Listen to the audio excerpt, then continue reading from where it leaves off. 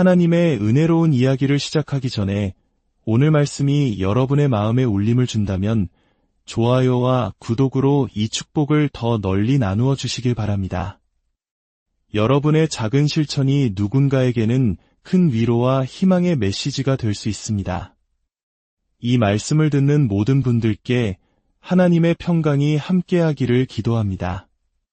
여러분, 혹시 과거라는 감옥에 갇혀본 적 있으십니까? 다른 사람들의 시선 혹은 스스로 만든 한계 때문에 나의 과거가 현재의 발목을 잡는 듯한 느낌을 받아보신 적이 있나요? 사람들은 종종 우리를 과거의 모습으로 규정하고 그 틀 안에 가두려 합니다. 당신은 원래 그런 사람이었잖아 라는 말처럼 무서운 감옥은 없을 겁니다. 오늘 우리가 함께 나눌 이야기의 주인공 사도 바울 역시 그러한 감옥에 갇혔던 사람이었습니다. 물론 그의 과거는 죄의 삶이 아니었습니다. 오히려 그는 누구보다 독실하고 자기의로 가득 찬 율법에 흠이 없는 사람이었죠. 하지만 초대교회 성도들에게 그는 그저 그리스도인들을 죽이던 박해자 사울이었습니다. 사람들은 그가 과거에 어떤 사람이었는지를 결코 잊지 못했습니다. 그렇기에 그가 변화된 이후 사람들 앞에 서기보다 먼저 하나님 앞에 곧바로 나아갔던 것은 너무나도 중요한 과정이었습니다. 어느 날 야구 심판 3명이 자신들의 스트라이크와 볼 판정 철학에 대해 이야기하는 것을 들은 적이 있습니다. 첫 번째 심판이 말했습니다. 나는 있는 그대로 판정해. 두 번째 심판이 말했습니다. 나는 내가 본 대로 판정해. 그러자 세 번째 심판이 이렇게 말했습니다. 내가 선언하기 전까지는 그건 아무것도 아니야. 저는 오늘 하나님께서 우리에게 바로 이렇게 말씀하고 계신다고 믿습니다. 내가 선언하기 전까지는 그건 아무것도 아니다. 여러분이 스스로를 대단한 사람이라고 생각할 수도 있습니다. 여러분의 화려한 이력서가 여러분을 증명한다고 믿을 수도 있겠죠. 하지만 하나님은 말씀하십니다. 내가 선언하기 전까지는 그건 아무것도 아니다. 놀라운 자격과 능력을 갖추고 엄청난 카리스마를 지녔던 사울, 즉 바울은 자신의 과거에 대해 이렇게 고백합니다. 여러분은 내가 과거에 어떤 삶을 살았는지 들었을 것입니다. 이제 사도 바울의 이 깊은 성찰에 귀 기울여 주십시오. 그는 말합니다. 내가 하나님의 교회를 얼마나 심하게 박해하고 완전히 없애버리려고 했는지 여러분은 들었습니다. 나는 내 동족 가운데 나와 나이가 비슷한 많은 사람보다 유대교를 믿는 일에 더욱 앞장섰으며 내 조상들의 전통을 지키는 데에도 훨씬 더 열성적이었습니다. 하지만 바로 다음 구절인 갈라디아서 1장 15절의 말씀이 오늘 이 자리에 계신 누군가의 영혼에 불을 지필 것이라 확신합니다. 바울은 말합니다. 여러분이 나에 대해 들었던 그 모든 과거에도 불구하고 내가 예수님을 대적하여 싸웠던 그 모든 일에도 불구하고 이제 나는 그분을 따르고 있습니다. 내가 그토록 대적했던 그분의 가르침으로 이제 나는 온 세상을 채우고 있습니다. 내가 싸워왔던 바로 그 메시지로 나는 지금 온 세상을 가득 채우고 있습니다. 이것이 바로 하나님께서 하실 수 있는 일의 크기입니다. 이것이 바로 하나님께서 이루실 수 있는 변화의 깊이입니다. 그러므로 아직 누군가를 포기하기에는 너무 이릅니다. 무엇보다 여러분 자신을 포기하기에는 너무나도 이릅니다. 자유를 향한 소망을 내려놓기에는 아직 너무 이릅니다. 누군가가 나는 원래 이런 사람이라 절대 변하지 않을 거야 라고 말한다면 저는 이렇게 대답해주고 싶습니다. 그렇게 단정하기엔 아직 너무 일러요. 당신에게는 아직 겪어야 할 수많은 경험이 남아있고 건너야 할 수많은 골짜기와 올라야 할 수많은 산이 남아있습니다. 당신 앞에는 수많은 내일이, 수많은 다음 달이, 수많은 다음 해가 펼쳐져 있습니다. 나는 절대로 못해, 나는 그런 사람이 아니야라고 말하기엔 너무 이릅니다. 지금까지 당신이 본 모습이 당신의 전부라고 단정하기엔 너무나도 이릅니다. 사울이라 불렸던 바울은 스스로 이것으로 내 인생은 끝났다고 생각했을지도 모릅니다. 하지만 하나님께서는 웃으셨을 겁니다. 그가 마침표를 찍은 그 자리에 하나님께서는 쉼표를 찍으셨기 때문입니다. 바울은 말합니다. 여러분은 내가 과거에 어떤 삶을 살았는지 들었습니다. 내가 얼마나 앞서 나갔는지, 얼마나 열정적이었는지 들었습니다. 그리고 15절은 이 강력한 한마디로 이어집니다. 그러나 하나님께서 잠시 시간이 걸릴지라도 이 세 단어를 여러분의 영혼 깊이 새겨보십시오. 그리고 입으로 선포해 보십시오. 그러나 하나님께서 이 놀라운 세 단어가 지금 여러분의 삶에 울려 퍼지기를 소망합니다. 우리가 교회에서 가장 외치기 좋아하는 구절 중 하나는 그러나 하나님은 입니다. 하지만 오늘 말씀은 조금 다릅니다. 그러나 하나님은 이라는 말은 상황이 한 방향으로 흘러가는 듯 보였지만 하나님께서 개입하셔서 다른 방향으로 이끄셨다는 의미입니다. 죽은 것처럼 보였지만 사실은 살아있었다는 반전을 의미하죠. 나는 죄와 허물로 죽었었으나 그러나 하나님께서 나를 살리셨다. 이 말씀 또한 사도 바울이 기록했습니다. 평생을 자신이 따르게 될 진리를 대적하며 살았던 그가 바로 이 고백을 남긴 것입니다. 그러니 감히 끝났다고 말하지 마십시오. 당신에게서 어떤 선한 것도 나올 수 없다고 말하지 마십시오. 모든 것이 끝났다고 단정하지 마십시오. 바울이 기록했습니다. 그러나 하나님께서 쉼표, 이 말은 무슨 뜻일까요? 모든 것은 나의 시간이 아니라 하나님의 시간표에 달려있다는 뜻입니다. 그러나 하나님께서 나는 죄의 깊은 수렁에 빠져 평화로운 해안에서 멀어져 가고 있었습니다. 그러나 하나님께서 사람들은 나를 무시하고 형편없는 사람처럼 말하고 귀찮은 존재라고 했습니다. 그러나 하나님께서 나는 감당할 수 없는 문제들의 목까지 차올라 더 이상 나쁜 소식이 담긴 전화나 문자 한 통도 받을 수 없을 것 같았습니다. 그러나 그때 하늘로부터 빛이 비추어 나를 교만의 말에서 떨어뜨리고 나의 의로움에서 떨어뜨렸습니다. 그러나 하나님께서 사람들은 그는 절대 다시 일어서지 못할 거야 라고 말하며 나의 장례식을 계획하고 나의 부고를 작성하기 시작했습니다. 사람들이 내 등 뒤에서 수군거렸습니다. 그러나 하나님께서 쉼표, 저는 이런 생각을 해보았습니다. 사울의 이름은 언제 바울로 바뀌었을까요? 아브라함의 이름이 언제 바뀌었는지는 압니다. 창세기 17장에서 주님께서는 아브람이라는 남자를 택하시고 그의 이름에 자음 하나를 더해 아브라함이라 부르셨습니다.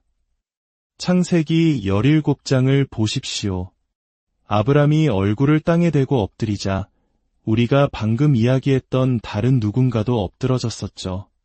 그렇습니다. 때로 넘어짐은 곧 다가올 부르심의 신호입니다. 부르심이 오고 있습니다. 이번 주에 당신이 어떤 일에 넘어졌는지 저는 모릅니다. 어쩌면 당신이 완전히 벗어났다고 생각했던 과거의 모습으로 다시 넘어졌을 수도 있습니다. 하지만 그 넘어짐 뒤에는 부르심이 있습니다. 당신은 그 넘어짐의 경험을 통해 다른 누군가가 자유를 얻도록 돕게 될 것입니다. 이 말이 불편하게 들릴 수도 있지만 때로는 잘못된 길이 우리를 준비시킵니다. 그러니 더 이상 스스로를 자책하지 마십시오. 바울은 말했습니다. 하나님의 은혜로 내가 부르심을 받았다. 이제 당신이 부르심 속으로 넘어질 차례입니다. 아브람은 얼굴을 땅에 대고 엎드렸습니다. 그는 아직 아브라함이라 불리지 않았습니다. 그의 이름은 존귀한 아버지라는 뜻의 아브람이었습니다. 충분히 좋은 이름인데 왜 이름이 바뀔 필요가 있었을까요? 그가 엎드렸을 때 하나님께서 그에게 말씀하셨습니다. 이것이 바로 넘어짐 뒤의 부르심입니다. 나는 너와 언약을 맺을 것이니 너는 여러 민족의 아버지가 될 것이다. 아브람이 존귀한 아버지를 의미했다면 아브라함은 많은 사람의 아버지를 의미합니다. 하나님께서는 확장을 준비하시며 그의 이름을 바꾸신 것입니다. 나는 내가 단지 한 가정의 아버지가 아니라 여러 민족의 아버지가 되기를 원한다. 또 누가 있을까요? 야곱입니다. 창세기 32장에서 그는 밤새도록 하나님과 씨름합니다. 그는 상대가 하나님인 줄도 모르고 싸우다가 결국 넘어집니다. 그리고 외칩니다. 나를 축복하시기 전에는 보내드리지 않겠습니다. 그가 넘어졌을 때 하나님께서 말씀하십니다. 내가 하나님과 겨루고 사람들과도 겨루어 이겼으니 너는 더 이상 발뒤꿈치를 잡는 자라는 뜻의 야곱이라 불리지 않을 것이다. 이제 내 이름은 승리자라는 뜻의 이스라엘이다. 그는 이제 자기 자신만이 아니라 한 민족을 짊어져야 했기에 새로운 이름을 받았습니다. 또 있습니다. 시몬이 베드로가 된 이야기입니다. 마태복음 16장에서 예수님께서 너희는 나를 누구라고 하느냐?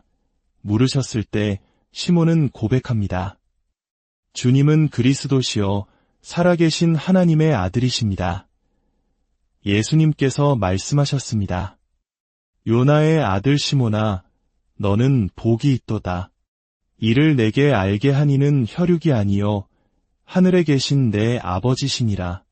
내가 이제 내가 누구인지 알려주겠다. 너는 베드로, 즉 반석이다. 내가 나를 누구인지 깨달은 이 계시의 반석 위에 내가 내 교회를 세우리라. 이처럼 하나님께서 누군가에게 새로운 이름을 주실 때마다 그분은 무언가를 세우고 계셨습니다. 새로운 이름을 주실 때마다 무언가를 확장하고 계셨습니다. 새로운 이름은 새로운 사명, 새로운 영역, 새로운 차원의 영향력을 의미했습니다. 그렇다면 바울은 언제 바울이 되었을까요? 솔직히 고백하자면 저는 다마스쿠스로 가는 길에서 하나님께서 그를 만나셨을 때 그의 이름이 바뀌었다고 오랫동안 생각해왔습니다.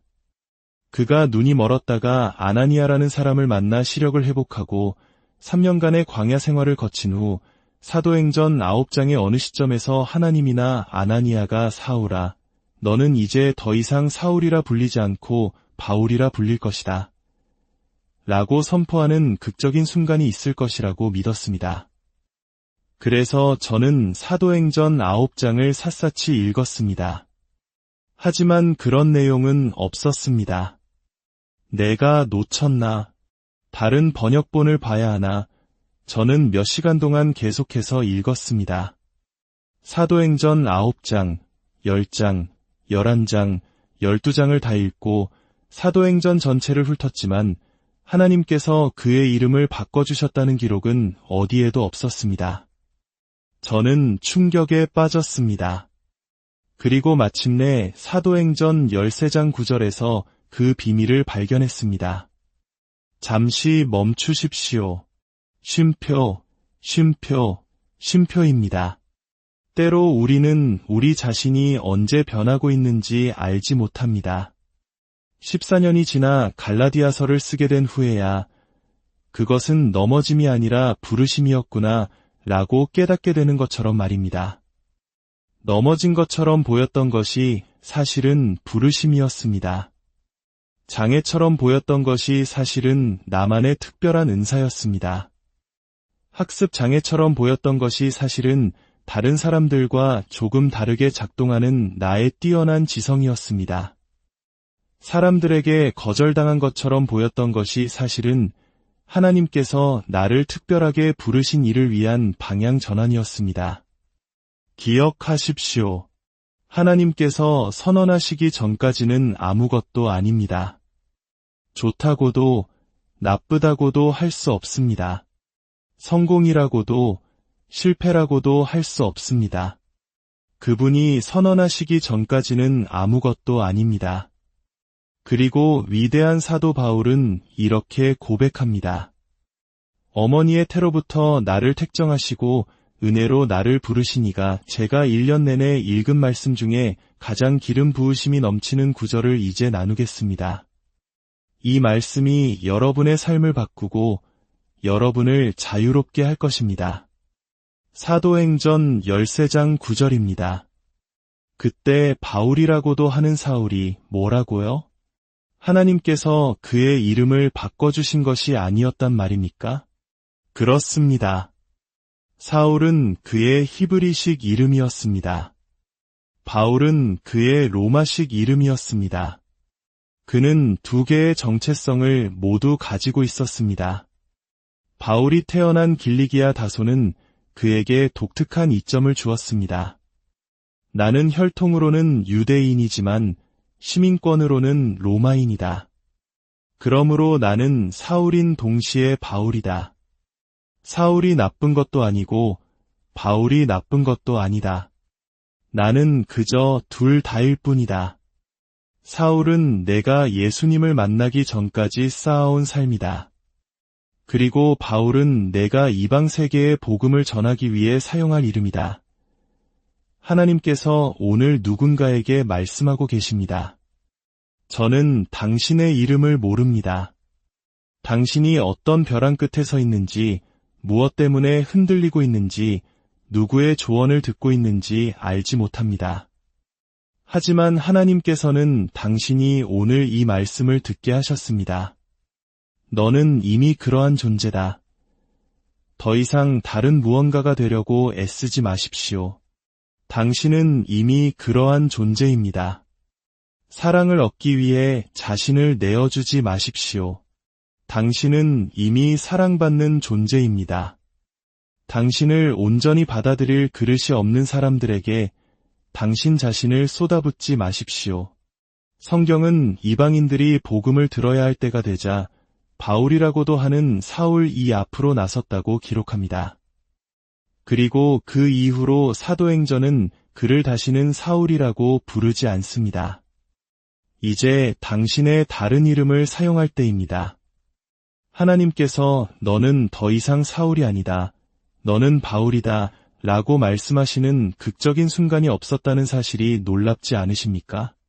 그분은 단지 내가 너에게 이미 준 것을 사용하라고 말씀하셨습니다. 어쩌면 당신의 삶의 이 시즌의 부르심은 바로 이것일지도 모릅니다. 하나님께서 당신에게 이미 주신 것을 사용하기 시작하는 것. 하늘에 계신 아버지께서 당신의 영혼에 이미 심어두신 그 자원들을 사용하기 시작하는 것입니다. 제가 가진 모든 귀한 것은 오직 은혜로 받은 것입니다. 당신 안에 이미 심겨진 하나님의 부르심, 그 다른 이름을 사용하여 세상으로 나아가십시오. 하나님께서는 당신이 실패하고 넘어진 과거의 사울을 지우지 않으십니다. 오히려 그 모든 경험을 사용하여 세상을 변화시킬 위대한 바울로 세우십니다. 당신은 이미 하나님의 부르심을 받은 존귀한 자녀입니다. 주님의 이름으로 여러분 모두를 축복합니다. 여러분의 과거가 더 이상 여러분을 가두는 감옥이 되지 않기를, 오히려 미래를 향한 디딤돌이 되기를 기도합니다. 여러분 안에 있는 바울을 발견하고 담대하게 그 이름으로 살아가십시오. 하나님의 놀라운 은혜와 평강이 여러분의 삶과 가정 위에 영원히 함께 하시기를 간절히